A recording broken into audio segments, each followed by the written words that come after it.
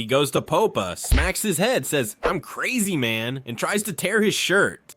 Capitana, Asu, and I stand before him. Let him go, Diliu. People can dress how they want.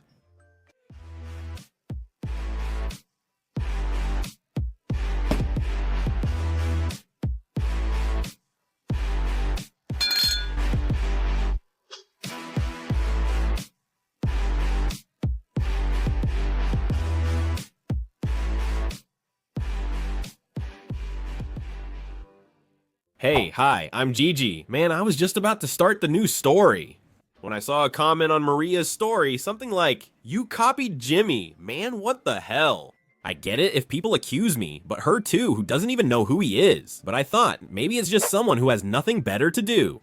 But I kept looking there and there were a few more, about 10 comments. Man, I've seen a big part of his stories, especially the older ones. I don't recall him telling stories about stealing chickens, or his cousin and brother getting beaten, or their grandmother breaking a stick on them. Also, I knew they were boys, not girls. Anyway, you understand what I mean, so I started looking through his stories. Maybe there's a newer story, I don't know, but no, man. About 3 years ago, they stole pork rind, meat, and chicken from home for a barbecue. They hoped trading the bird would earn them the company and affection of 2 village girls. In the end, the girls are left hungry and they end up with nothing. How are the 2 stories similar? Well, both have the word chicken in the title. Yeah, man, they both have the word chicken. And in the story, chickens are being stolen. I need to avoid making up a sledding story since he already did that. It's impossible that anyone else ever went sledding down the hill in winter. Are these the same people who recently called Mayan Deep's arguments total crap? That anyone can meet a bimbo at a restaurant, win at the slot machines, and not get their money, and then break 2 windows? Are those the same people? Now is it enough for the word chicken to be in the title for the story to be considered copied? Interesting way of thinking, double standard, but anyway, I'm used to such comments.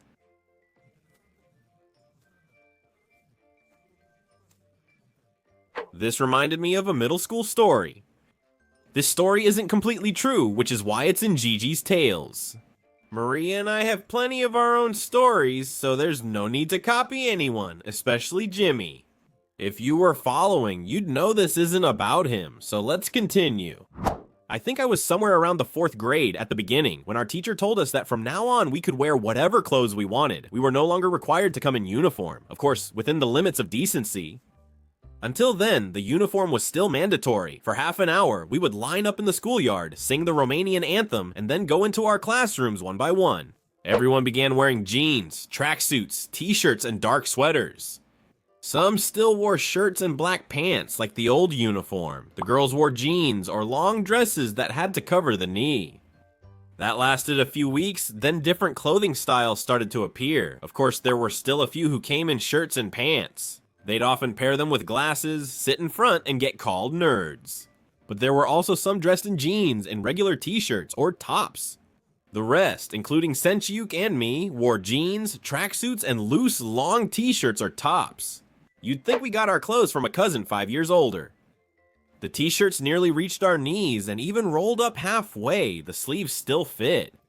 That was the style, especially for Romanian hip-hop fans. Bucharest Underground Mafia, Paraziții, Racla. But besides all these ways of dressing, there was one more, but only the privileged could reach that level. It wasn't for everyone. These were the ones who dressed from abroad. They had a brother, a cousin, a sister, some relative who had gone abroad and sent them clothes from there.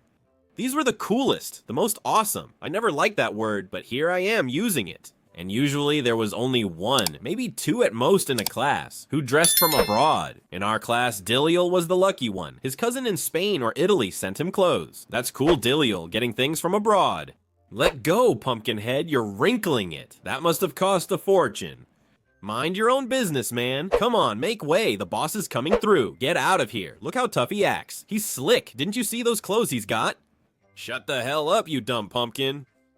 GIGI's right. Only slick guys have clothes like that. His cousin sends them to him, man. So what? Why doesn't your cousin send you any?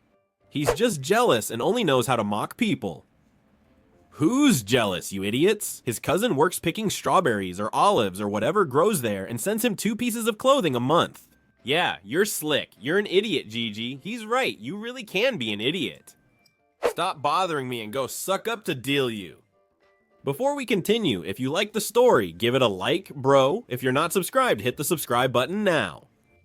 Last week's quiz answer was C, Intel 486.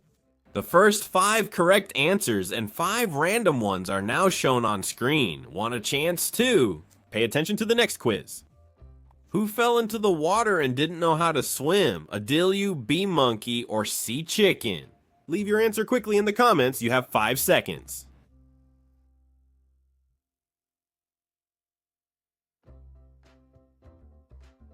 Done. Did you answer? And now back to the story.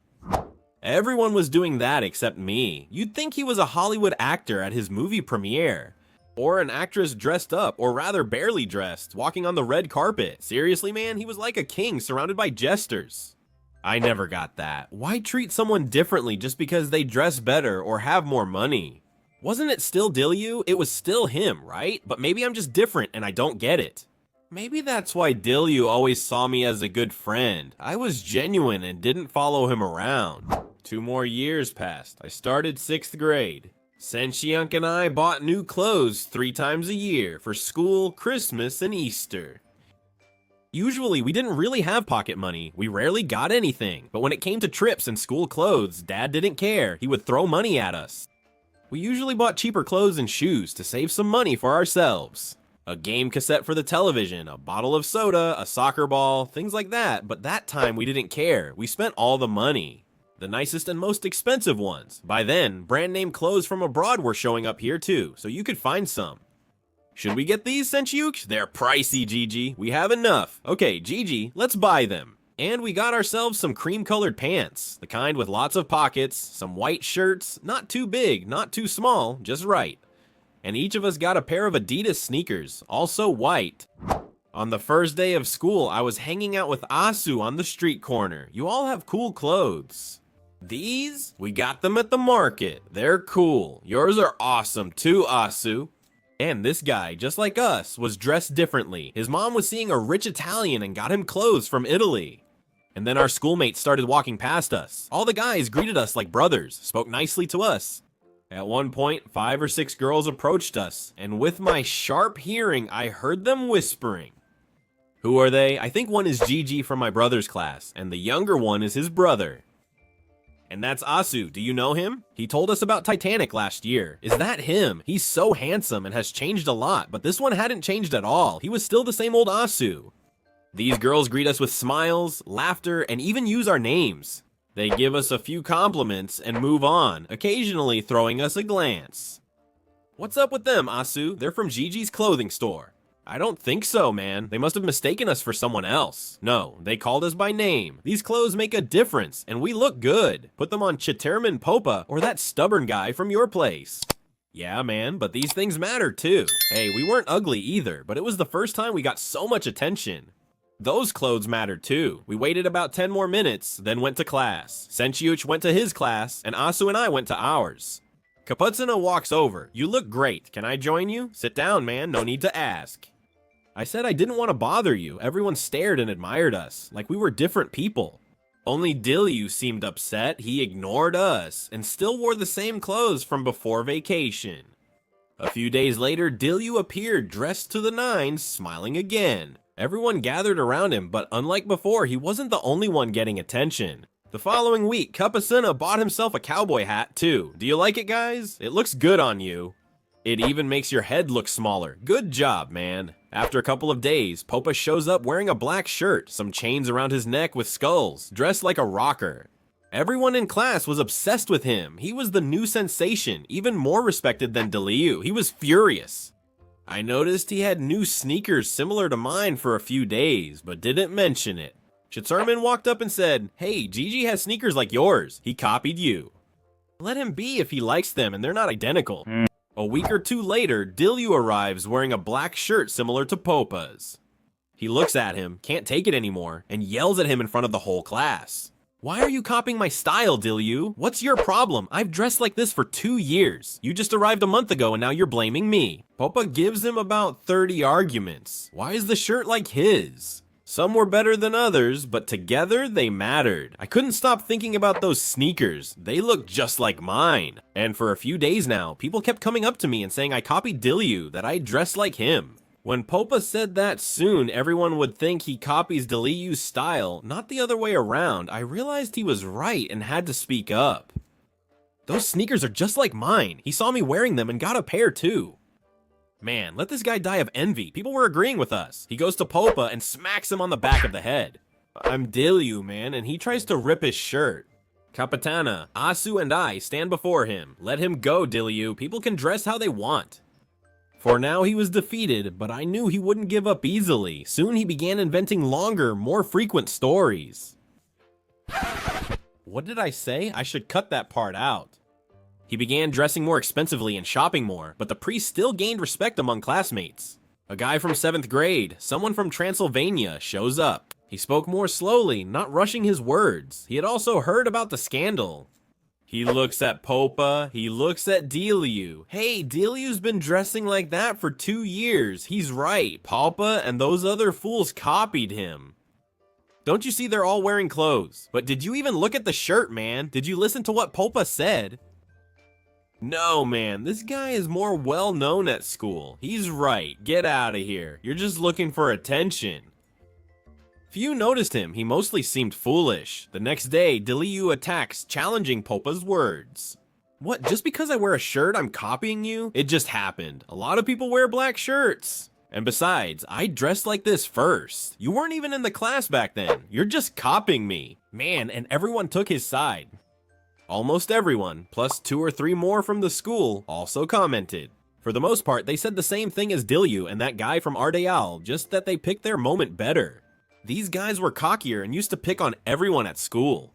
2 lovers argued, classmates fought, and rumors spread. They knew and discussed it all. And people blindly believed them. After all, they were impartial, and after that, there was no trace of doubt left. Diliu was clearly right, if that's what they said. Their arguments were just as pathetic and childish as Popa's, but coming from them, they carried more weight. Popa, me, Asu, and Kapatsuna were guilty. We copied Diliu, who dressed like that before us. Diliu got them for just gum and cigarettes. I don't know, but it's possible. Afterward, I stayed quiet and regretted speaking up, but later I got a cap. Someone said it's just like Diliu's. When winter came, I got a jacket, just like one Diliu had 3 years ago.